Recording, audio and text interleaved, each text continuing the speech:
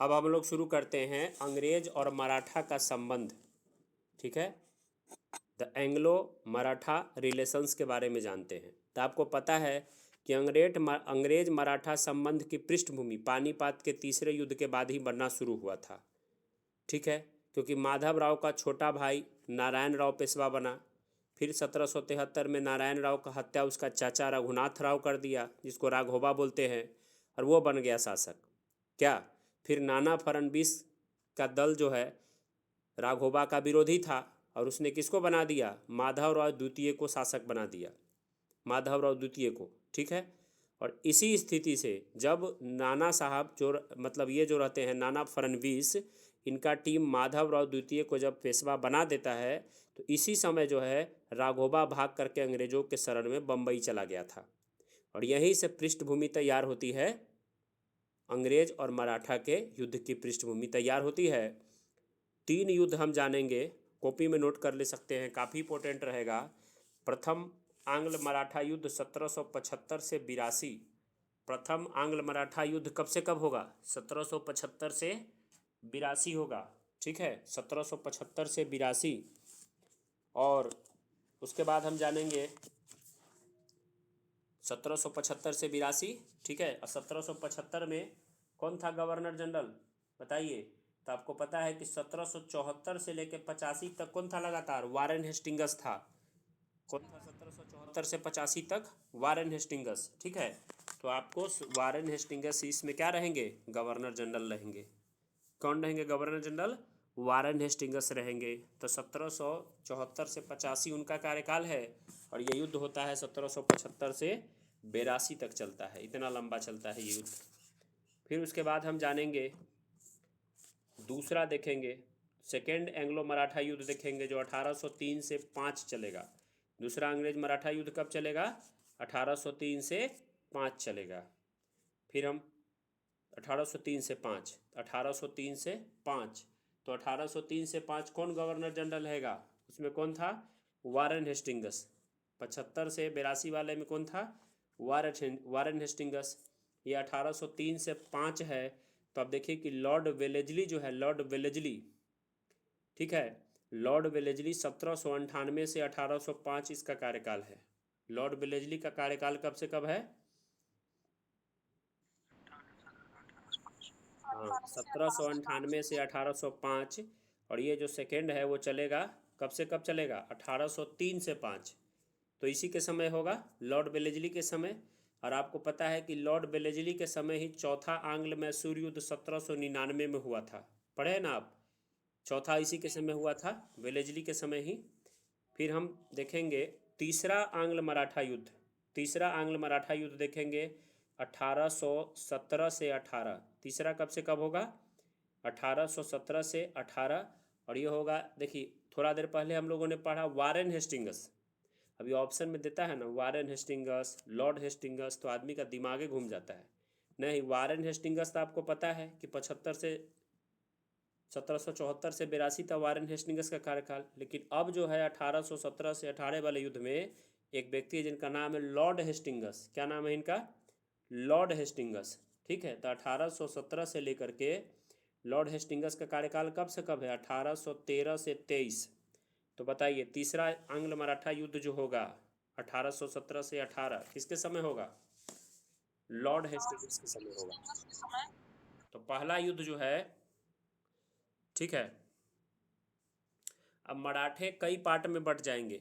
मराठे जो है जैसे भोसले रहेंगे सतारा के अधीन, गायकवाड़ रहेंगे मराठे, होलकर भी मराठे हैं इंदौर में, सिंधिया जो है जो भी मंत्री बने हुए हैं वो भी मराठे के परिवार से है। तो इन सारा का इतना लंबा चौड़ा भारत में फैल जाएगा एरिया कि ये सब कहानी और लंबा चौड़ा युद्ध बनते जाएगा। तो पहला युद्ध की हम बात करते हैं। ठीक है, जब राघोबा जा कर के किससे मिल गया? अंग्रेजों से। अंग्रेजों से मिलके राघोबा कौन सा संधि कर लिया? सूरत की संधि कर लिया। अंग्रेजों से मिला राघोबा, जब किसको बना दिया गया गवर्नर जनरल? तो माधव राव, नहीं, माधव राव द्वितीय को जब पेशवा बना दिया गया, माधव राव द्वितीय को जब पेशवा बना दिया गया, माधव राव द्वितीय जब पेशवा बन गया, तो राघोबा किसके शरण में भाग गया? अंग्रेजों के शरण में। और अंग्रेजों के पास जा कर के कौन सा संधि कर लिया? सूरत का संधि कर लिया। कौन सा संधि कर लिया? सूरत का संधि। अंग्रेज रघुनाथ राव राघोबा को पेशवा बनाने के लिए बोले 2500 सैनिकों का तुमको सहायता देंगे, इसका खर्च रघुनाथ राव तुम खुद देना, सालसेट बेसिन और आसपास के टापू अंग्रेजों को दे दिए जाएंगे। ये सब कहानी हुआ, ठीक है। ऐसे जा करके एक संधि तैयार होता है। तो प्रथम आंग्ल मराठा युद्ध होता है। तो इसमें कंपनी ने सूरत संधि को मान्यता देने के फलस्वरूप 1775 में कर्नल कीटिंग के नेतृत्व में अंग्रेजी सेना सूरत पहुंच गई और आरस के मैदान में अंग्रेज और मराठों के मध्य अनिर्णायक युद्ध हुआ। इस युद्ध में मराठों की हार हुई, किंतु पूना क्षेत्र पर मराठों का अधिकार बना रहा।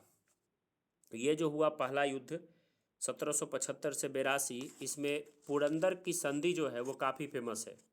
पुरंदर की संधि, कौन सी संधि फेमस है? पुरंदर की संधि काफ़ी फेमस है, जो 1 मार्च 1776 को हुआ। और एक पुरंदर का संधि और पढ़े थे आप लोग, याद आया? हाँ, एक शिवाजी वाला। और यहाँ जो प्रथम आंग्ल मराठा युद्ध होगा तो इसमें भी पुरंदर की संधि होगी। ये पुरंदर की संधि होगी कब? 1 मार्च 1776 को। तो इसमें क्या रहेगा? अंग्रेज सरकार और पूना दरबार के प्रतिनिधि नाना फडणवीस की ये संधि होगा, 1 मार्च 1776 होगा। तो इसमें कंपनी को समझाया दिया जाता है नाना फडणवीस की तरह से कि गलती से भी तुम रघुनाथ राव का पक्ष नहीं लोगे, ठीक है। सालसेट कंपनी के पास ही सालसेट द्वीप जो है कंपनी को ही दे दिया गया। अंग्रेज और मराठों के प्रत्येक स्थान पर शांति की बात हुई। तो ये होती है संधि, ठीक है। और पूना सरकार अंग्रेजों को युद्ध का जो खर्च हुआ इसके लिए 12 लाख रुपया देगा। ऐसे जा कर के एक बात बन जाता है, ठीक है। और पूना दरबार रघुनाथ राव को 25,000 रुपया प्रति माह पेंशन दे करके कहाँ भेज दिया? गुजरात भेज दिया कि वहाँ जाओ शांति से रघुनाथ राव रहो। लेकिन रघुनाथ राव रहने वाला है, ये तो हेर फेर करते ही रहेगा ना। तो लेकिन बम्बई सरकार को पुरंदर की संधि स्वीकार नहीं थी। पुरंदर की संधि जो बम्बई में था, अंग्रेज सरकार उसको मंजूर नहीं था ये संधि, ठीक है। एक नंबर हम बंद कर दिए हैं कि कॉल ना आवे, दूसरा नंबर खुला, इस पे आ गया, ठीक है। तो इस प्रकार से समझ रहे हैं युद्ध का दौर बढ़ते रहेगा, ठीक है। फिर एक बड़गांव का संधि होगा, फिर सालवाई की संधि होगी 1782 में। तो इसमें बार बार आपको ये पूछेगा कि संधि कब हुआ, तो सालवाई का 1782 में, बड़गांव का 1779 में, ठीक है। इसके अंदर का कारण ज़्यादा नहीं पूछता है एग्ज़ाम वगैरह में, ठीक है। अभी तक इतना नहीं पूछा है। भैयारी से कौन, ये वीडियो ऑन हो गया, ऑफ कर लीजिए। फिर सेकेंड एंग्लो मराठा युद्ध कब होगा? 1803 से 5 होगा, ठीक है। तो इस समय 1800 ईस्वी में आपको पता है जब बाजीराव द्वितीय दुर्बल और षड्यंत्रकारी था, ठीक है, तो वह मराठों का नेतृत्व करने में अयोग्य था। और पता है कि नाना फडणवीस का मृत्यु कब हो चुका है? 1800 ईस्वी में। तो 1800 ईस्वी में नाना फडणवीस की मृत्यु हो चुकी है। तो यहाँ से जाकर के फिर एक नया युद्ध का शुरुआत होगा 1803 से 5, ठीक है, जिसे अंत जाकर के एक संधि जिसे बेसिन की संधि बोलते हैं। कौन सा संधि बोलते हैं? बेसिन की संधि के तहत इस युद्ध का अंत होगा। अब सभी संधि का हम चर्चा करेंगे, इसमें क्या दिया क्या नहीं किया पूरा जानने से अपने लोग को ज़्यादा फायदा कुछ है नहीं, ठीक है। फिर देवगांव की संधि होगी, सुरजी अर्जुन गांव की संधि होगी, बहुत सारा संधि होगा, ठीक है। और तीसरा आंग्ल मराठा युद्ध 1817 से 18 होगा, लॉर्ड हेस्टिंग्स के समय, ठीक ना। और 1818 में पूरी तरह से क्या होगा पता है? 1818 में पूरी तरह से बाजीराव द्वितीय जो है समर्पण कर जाता है जॉन मेलकम के समक्ष। किसके समक्ष? जॉन मेलकम के समक्ष। और उसे 8 लाख रुपया वार्षिक पेंशन देके कानपुर के बिठूर में भेज दिया जाता है, ठीक है। और इस प्रकार से क्या होता है? मराठों का पूरा कहानी खत्म हो जाता है। अब जो मराठों का जो युद्ध है, जैसे प्रथम एंग्लो मराठा युद्ध, ये तीनों याद कीजिए, बार बार पूछेगा। 75 से 82 कौन था गवर्नर जनरल? Warren Hastings. दूसरा एंग्लो मराठा युद्ध कब से कब? 1803 से 5 कौन था? Lord Wellesley. तीसरा एंग्लो मराठा युद्ध 1817 से 18 कौन था? लॉर्ड हेस्टिंग्स के समय, ठीक है। अब इसमें जो दिया है संधि वगैरह मैं आपको एक बार समझा देता हूँ। जैसे पुरंदर की संधि हुआ था किसके बीच? मैं पूरा आपको एक बार विश्लेषण कर रहा हूँ, जो युद्ध हुआ है मेन उसका विश्लेषण कर रहा हूँ। तो तो पुरंदर का संधि आपको पता है कब हुआ था? 1665 में। किनके किनके बीच हुआ था? और एक बार बोलिए आप लोग। जयसिंह और शिवाजी के बीच। बहुत अच्छा। एक हुआ था संगोला का संधि 1750 में, बालाजी बाजीराव और राजा राम द्वितीय के बीच में। बालाजी बाजीराव और राजा राम द्वितीय के बीच में कौन सा संधि हुआ था? संगोला की। ठीक है, संगोला की संधि। फिर बालाजी बाजीराव और हैदराबाद के निजाम के बीच हुआ था झलकी का संधि 1752 में। ये उतना खास ही सब नहीं है। राक्षस भुवन की संधि है, कंकारपुर की संधि है, ये सब छोड़ देंगे। हम सीधे अब देखेंगे इंपोर्टेंट वीवीआई सूरत की संधि। याद है 7 मार्च 1775 को रघुनाथ राव किसके साथ किया था सूरत का संधि? ईस्ट इंडिया कंपनी के साथ। ये काफ़ी क्योंकि यहीं से जाकर के ना Raghunath Rao East India company के शरण में गिर गया था। तो ये हुआ। फिर आपको पता है कि जब जब जो है रघुनाथ राव गिर गया अंग्रेजों के शरण में, क्यों गिर गया? क्योंकि माधव नारायण राव को बना दिया गया था नाना फडणवीस के द्वारा पेशवा। बना दिया गया था ना, किनको? माधव राव नारायण राव को बना दिया गया था। तो जब ये बन गए थे तो अब युद्ध का दौर शुरू हुआ। जैसे पुरंदर की संधि, बड़गांव की संधि, सालवाई की संधि। तो इसमें याद नहीं करना है, पुरंदर का 1776 में, बड़गांव का 1779 में, सालवाई का 1782 में। तीनों में माधव नारायण राव और किसके बीच समझौता होगा? अंग्रेज के बीच। कितना आसान है।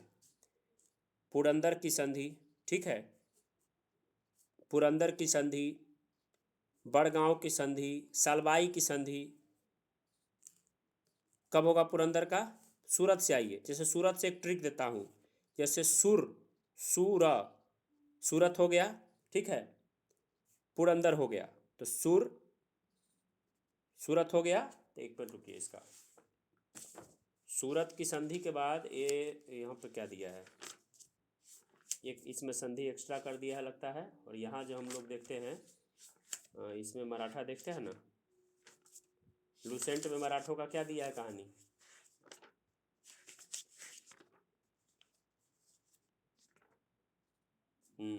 सूरत के बाद पुरंदर दिया है। हाँ तो ठीक है, ठीक है, बराबर है।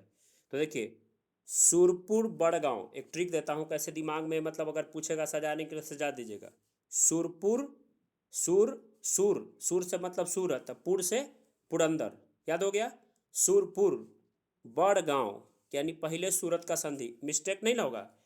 सूरपुर बड़गांव यानी पहले सूरत की संधि 75 में, किसके बीच? Raghunath Rao East India Company. Surpur, ठीक है। तब पुर से क्या हो गया बोलिए? पुरंदर की संधि। अगला साल 76 में किसके बीच? माधव राव नारायण अंग्रेज के बीच। हो गया ना सूरपुर। बड़गांव, तब कौन संधि होगा? बड़गांव का संधि। 76 के बाद 3 साल जोड़ दीजिए, 79 में किसके बीच? माधव राव नारायण और अंग्रेज के बीच। सूरपुर बड़गांव। साला बसे देवगांव, कौन सा ट्रिक है? सूरपुर बड़गांव, साला बसे देवगांव। तो साला यानी सालाबाई की संधि 1782 में, माधव राव नारायण और अंग्रेज के बीच। साला कहाँ बसे? साला बसे यानी बेसिन की संधि 31 दिसंबर 1802 को बाजीराव द्वितीय और अंग्रेज के बीच में। ये बाजीराव द्वितीय वही जो चचा जो हैं राघोबा का बेटा है। ये काफ़ी इंपॉर्टेंट है। बसिन की संधि याद रखना है 1802। तो बसिन की संधि कब होगा? 31 दिसंबर 1802 को बाजीराव द्वितीय और अंग्रेज के बीच में। हो गया। तो बताइए कैसा ट्रिक लग रहा है? सूरपुर, बताइए आप लोग, सूरपुर का मतलब क्या हुआ? सू से सूरत और पुर से मतलब पुरंदर। सूरपुर बड़गांव मतलब बड़गांव की संधि 1779 में। अच्छा ट्रिक है ना सर। साला बसे देवगांव, सालबाई की संधि 1782 में। क्या? साला बसे, तो बसे से बेसिन की संधि, काफ़ी इंपॉर्टेंट है बेसिन की संधि, बाजीराव द्वितीय और अंग्रेज के बीच। तो सूरपुर बस बड़गांव, साला बसे देवगांव, ठीक है। अर्जुन राजा पूना, अब क्या बोलना है? अर्जुन राजा पूरा, अर्जुन राजा पूना, अर्जुन राजा पूना यानी अर्जुन गांव की संधि 1803 में सिंधिया और अंग्रेज के बीच में, ठीक है। देवगांव का संधि भोसले और अंग्रेज के बीच में। आप इसको धीरे धीरे देख के याद कर लीजिएगा। तो सूरपुर बड़गांव, साला बसे देवगांव, अर्जुन राजा पूना यानी राजापुर घाट की संधि होलकर और अंग्रेज के बीच में, और पूना की संधि याद रखना है। फिर ये बाजीराव द्वितीय और अंग्रेज के बीच में होगा पूना की संधि। बाजीराव द्वितीय अंग्रेज के बीच में 1817 में कौन होगा? पूना की संधि। ग्वालियर की संधि दौलत राव सिंधिया अंग्रेज के बीच में। लास्ट मंदसौर का संधि होलकर और अंग्रेज के बीच में 1818 में। तो मंदसौर का संधि सबसे लास्ट है। तो मैं इस पूरे को ट्रिक में ही सजा दिया मैंने। सुरपुर, बरगांव, साला बसे, देवगांव, अर्जुन राजा, पूना, ग्वालियर, मंदा, हो गया काम खत्म। ठीक है, तो ये जो है एक ट्रिक मैंने दिया। इस ट्रिक्स के माध्यम से आप इसको, काफ़ी जटिल है ये, क्या कोई इसको सजा नहीं सकता, लेकिन ये ट्रिक के माध्यम से आपका गलती भी नहीं होगा, एकदम गारंटी है।